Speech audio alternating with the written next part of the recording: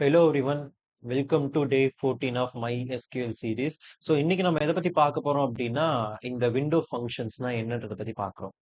So இந்த window ஃபங்க்ஷன்ஸை பத்தி நேத்தே பல விஷயங்கள் டிஸ்கஸ் பண்ணியிருந்தோம். அதை பத்தி பார்க்காதவங்க கட்டாயம் அதை போய் பாருங்க. அதை பார்த்தாதான் இது உங்களுக்கு ஈஸியா இன்னும் புரியும். ரைட்டா? சரி. இப்போ இந்த விண்டோனா என்ன? விண்டோனா ஒட்டுமொத்த டேபிளையுமே நம்ம விண்டோவா கன்சிடர் பண்றது தான் விண்டோன்னு சொல்றோம். இல்ல இப்ப உதாரணத்துக்கு என்கிட்ட எம்ப்ளாயிஸ்னு ஒரு டேபிள் இருக்கு. இந்த எம்ப்ளாயிஸ்ன்ற டேபிள ஒட்டுமொத்தமா நம்ம என்னன்னு கன்சிடர் பண்ணலாம்? ஒரு விண்டோவா கன்சிடர் பண்ணலாம். இதே விண்டோல நான் பார்ட்டிஷன் பைன்னு குடுத்தேன்னா, எத வச்சு பார்ட்டிஷன் பை பண்றேன்? இப்போ டிபார்ட்மெண்ட் ஐடி வச்சு பார்ட்டிஷன் பை பண்றேன் அப்படின்னா, அந்த ஒரு விண்டோவே எனக்கு என்ன ஆகும்? பல விண்டோக்களா பிரிக்கப்படும் அப்படின்றத பத்தி லாஸ்ட் கிளாஸ்ல பார்த்தோம். அந்த ஒவ்வொரு விண்டோக்கும் ரேங்க் எப்படி கண்டுபிடிக்கிறது, டென்ஸ் ரேங்க் எப்படி கண்டுபிடிக்கிறத பத்தி நம்ம டிஸ்கஸ் பண்ணியிருந்தோம். ஸோ இன்னைக்கு இந்த விண்டோ ஃபங்க்ஷன் கூட சம்மு, ஆவரேஜ், மேக்ஸிமம், மினிமம், கவுண்ட் எல்லாம் எப்படி யூஸ் பண்றது அப்படின்றத பத்தி பார்க்க போறோம். ஸோ இதெல்லாம் பயன்படுத்தி இந்த குமுலேட்டிவ் வேல்யூஸை நம்ம எப்படி ஜென்ரேட் பண்றோம் அப்படின்றத பத்தியும் நாம டிஸ்கஸ் பண்ண போறோம். ரைட்டா? ஸோ இப்போ என்னோட ரெக்யர்மெண்ட் என்ன அப்படின்னு பாருங்க. இப்போ நம்ம என்ன பண்ணுவோம்? யூஸ் ஹெச்ஆர்னு கொடுக்குறேன். இப்போ என்னோட ரெக்யர்மெண்ட்னா ஒவ்வொரு டிபார்ட்மெண்ட்லயும் எவ்வளவு சேலரி வாங்குறாங்க அப்படின்றது தெரியணும். உதாரணத்துக்கு ஒவ்வொரு டிபார்ட்மெண்ட்டுக்கும் நான் எவ்வளவு சேலரியா ஸ்பெண்ட் பண்றேன் அப்படின்றது எனக்கு தெரியணும். அதுக்காக நம்ம என்ன பண்ணுவோம்? Select department ID comma sum of salary as total salary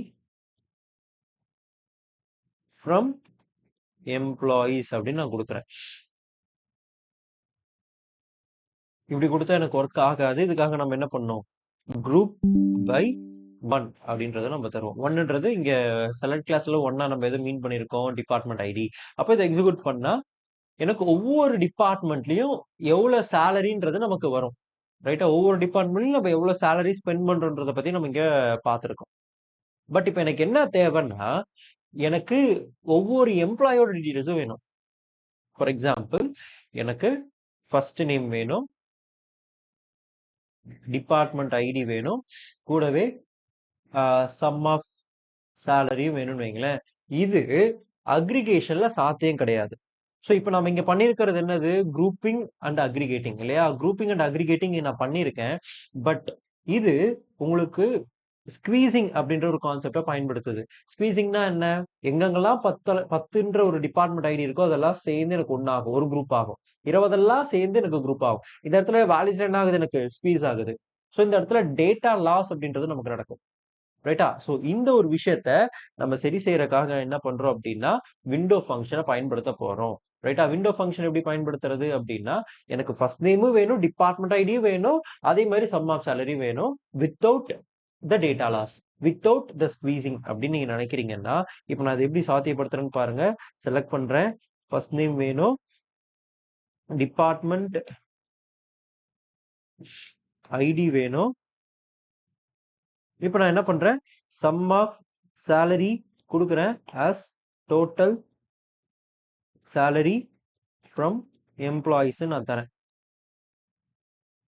so இது எனக்கு ஒர்க் அவுட் ஆகாது. ஏன்னா இந்த இடத்துல குரூப் பை பயன்படுத்தினா உங்களுக்கு அவுட்புட்டே வராது இல்லையா? நம்ம அதை அதுக்கு தான் முன்ன ஒரு எக்ஸாம்பிள் குரூப் பை போடாம ஒன்று காட்டினேன், குரூப் பை போட்டு காட்டினேன். அப்போ இந்த இடத்துல ஒரே ஒரு வார்த்தையை நான் போட்டா போதும் எனக்கு அவுட்புட் வந்துடும். என்ன வார்த்தை? ஓவர் அப்படின்ற வார்த்தை. ஓவர்னா என்ன? ஒட்டுமொத்த டேபிளையும் விண்டோவா கன்சிடர் பண்ணி அந்த விண்டோல இருக்கக்கூடிய எல்லா சேலரியும் சம் பண்ணி எனக்கு அவுட்புட்டா கொடுத்துரும். பாருங்க, ஒட்டுமொத்த சேலரி என்ன வந்துருச்சா? என்னோட ஒட்டுமொத்த சேலரி, எல்லா டிபார்ட்மெண்டோட சேலரியும் எனக்கு சேர்ந்து இங்க வந்திருக்கு. ஒரு டேபிளே ஒரு விண்டோ, அந்த விண்டோல இருக்கக்கூடிய எல்லா சேலரியும் எனக்கு சம் பண்ணி அவுட்புட்டா கொடுத்துருக்கு. ஸோ இது கூடவே நான் சேலரி அப்படின்றதையும் நான் பிரிண்ட் பண்ணணும்னு நினைச்சேன்னா இங்கேயே பிரிண்ட் பண்ணிக்கலாம். ஸோ அந்த சேலரின்ற காலம்ல இருக்கக்கூடிய எல்லாத்தையும் சம் பண்ணி எனக்கு என்ன இருக்கு? இங்க வேல்யூஸ் அப்படின்றது எனக்கு ஜென்ரேட் ஆயிருக்கு. ரைட்டா? சரி. இப்போ நான் என்ன பண்றேன்னா, ஒவ்வொரு டிபார்ட்மெண்ட்லயும் எவ்வளவு சேலரி ஸ்பெண்ட் பண்றோம் அப்படின்றது எனக்கு தெரியணும். இது வந்து நமக்கு குரூப் பை பயன்படுத்தினாதான் வரும் நார்மலா. பட் நான் இதுல எப்படி யூஸ் பண்றேன் அப்படின்றத பாருங்க. விண்டோ ஃபங்க்ஷன்ல அதுக்காக நம்ம யூஸ் பண்ண போறது பார்ட்டிஷன் பை. இது நேத்து கிளாஸ்லயே பார்த்தோம். First name comma department ID comma sum of salary பண்றேன், ஓவரும் கொடுக்குறேன். பட் எனக்கு ஒட்டுமொத்தமா இருக்கக்கூடிய எல்லாமே சம் ஆக வேணாம். ஒவ்வொரு டிபார்ட்மெண்ட்டும் சேர்ந்து எனக்கு என்ன ஆகணும், சம் ஆகணும். அதனால partition by department ID as total salary அப்படின்றத நான் தரேன். ஃப்ரம்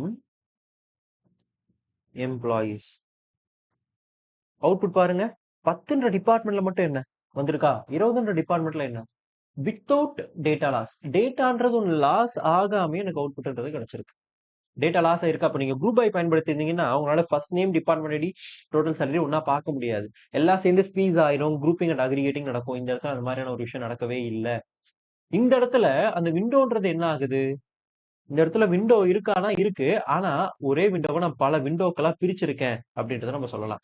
இப்போ உதாரணத்துக்கு டிபார்ட்மெண்ட்டே இல்லாத இது ஒரு விண்டோ, விண்டோ 1, இது விண்டோ 2, இது என்ன 20ன்ற டிபார்ட்மெண்ட், விண்டோ 3, 13ன்ற டிபார்ட்மெண்ட்ல எனக்கு என்னது, விண்டோ 4. அப்போ ஒரு விண்டோவை பல விண்டோக்களா பிரிச்சு அந்தந்த விண்டோக்கள்ல எவ்வளவு சம் அப்படின்றத நம்ம இங்க பார்த்துட்டு இருக்கோம். இதுதான் பார்ட்டிஷன் பை அப்படின்னு நம்ம சொல்றோம். ரைட்டா? சோ இந்த பார்ட்டிஷன் பை அப்படின்றத நம்ம இப்படிதான் சாத்தியப்படுத்துறோம்.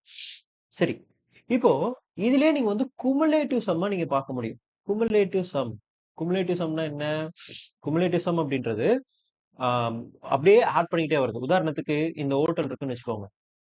இந்த ஹோட்டல்ல கல்லாப்பட்டின்னு ஒண்ணு இருக்கும் இல்லையா?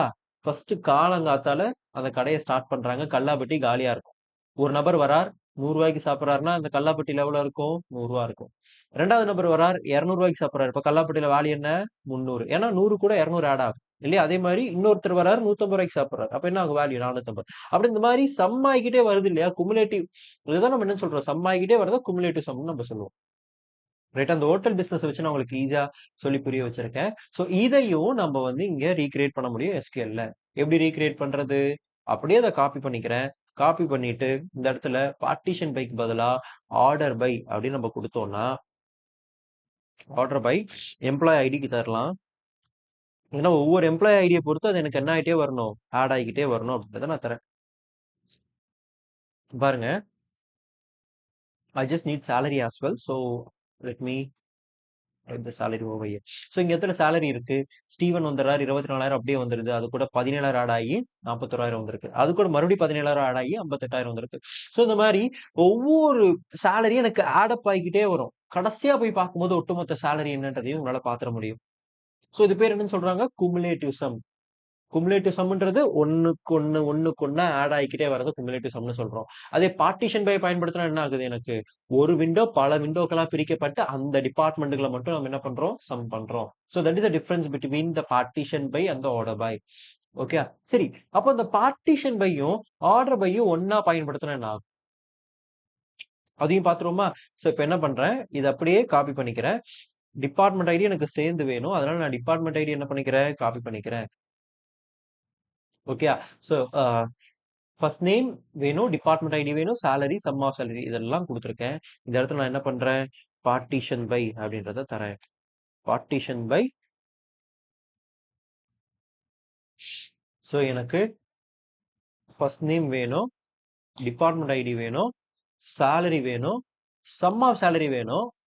டைரக்டா சம் ஆஃப் சேலரின்னு போட்டா நம்ம குரூப் பை போடணும். அதனால நம்ம என்ன பண்ணிருக்கோம், விண்டோ ஃபங்க்ஷன் போட்டிருக்கோம், ஓவர். அப்போ ஒட்டுமொத்த விண்டோவை நான் எதை வச்சு பிரிக்கிறேன், டிபார்ட்மெண்ட் ஐடி வச்சு பல பல விண்டோக்களா பிரிக்கிறேன். அதை அப்படியே சம் பண்ண வேணாம், ஆர்டர் பை எம்ப்ளாய் ஐடின்னு கொடுத்துருக்கங்காட்டி இங்க அப்படியே சம் ஆகாது, குமுலேட்டிவ் சம் நடக்கும். ஸோ இதுக்கான அர்த்தம் இதுதான். ஸோ இங்க பாருங்க, ஸோ கிம்பர்லி டிபார்ட்மெண்ட்டே இல்ல, 7,000 சேலரி அப்படியே வந்துருது. ஜெனிஃபர் 10ன்ற டிபார்ட்மெண்ட் ஒரே ஒருத்தங்க தான் இருக்காங்க, 4,400 வந்துருச்சு. மைக்கேல் 20ன்ற டிபார்ட்மெண்ட் 13,000 அப்படியே வருது. அடுத்த 20 6,000ன்றது எனக்கு ஆட் ஆகி 19,000 வந்துருக்கு. ஸோ இது ஸ்கிராச்ல இருந்து பில்ட் ஆயிட்டே இருக்கும். ஒவ்வொரு டிபார்ட்மெண்ட்டுக்கும் புதுசு புதுசா எனக்கு என்ன ஆயிட்டே இருக்கும், குமுலேட்டிவ் சம் அப்படின்றது நமக்கு ஜென்ரேட் ஆயிட்டே இருக்கும். ஸோ இந்த இடத்துல நான் சம்ம வச்சு பண்ணியிருக்கேன். நீங்க என்ன பண்ணுங்க அப்படின்னா, try to right a query for this particular question. எனக்கு என்னன்னா, குமுலேட்டிவ் ஆவரேஜா கண்டுபிடிங்க டிபார்ட்மெண்ட் வைஸ். ஓகே, எனக்கு ஃபர்ஸ்ட் நேம் வேணும், டிபார்ட்மெண்ட் ஐடி வேணும், சேலரி வேணும். ஆனா குமுலேட்டிவ் ஆவரேஜ்ன்றது எனக்கு வேணும்.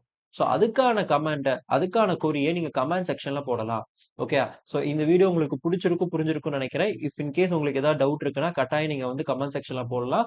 ஸோ இந்த மாதிரியான வீடியோஸ் உங்களுக்கு திரும்ப திரும்ப வேணும், உங்களுக்கு இந்த எஃபோர்ட் அப்ரிஷியேட் பண்ணணும்னு நெனைக்கிறீங்கன்னா, kindly give a like button. Right? So that's it for today guys. Bye bye.